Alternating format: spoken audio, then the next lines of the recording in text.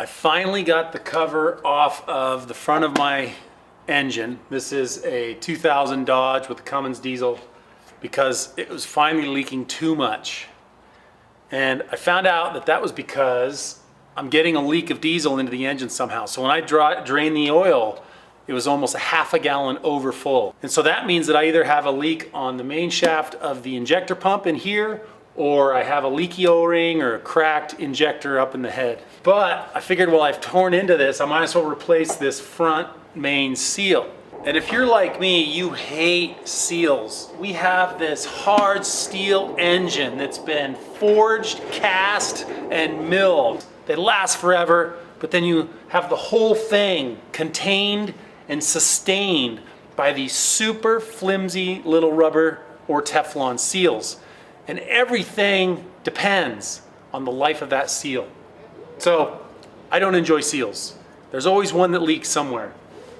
This one really scares me, and that's because it's Teflon. Strange. Doesn't make sense to me. The reason why these seals go bad, sometimes you'll feel them and there's nothing wrong with them. But something like this, I can tell that it's become very solid, almost brittle.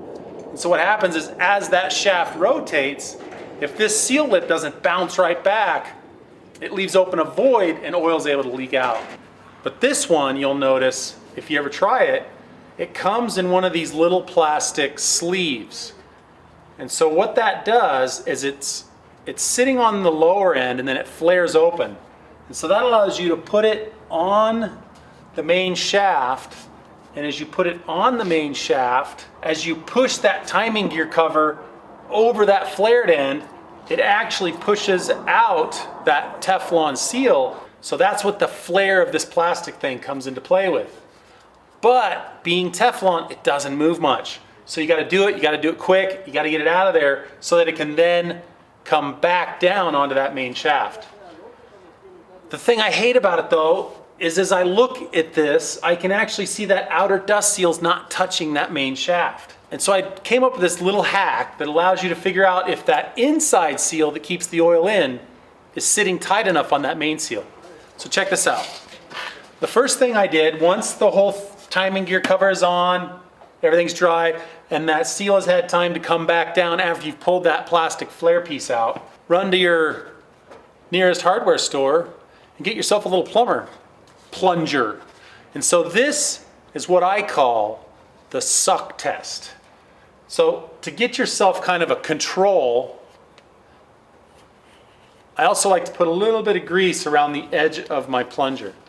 So the first thing you have to do is get an idea of the control of how your plunger works. So right here in the middle of the timing cover, and you can feel what it should feel like if there was absolutely no air coming out of any seals. Then I put some real thick grease down here in these little recesses where the bolts go. That seals that whole area around the bearing.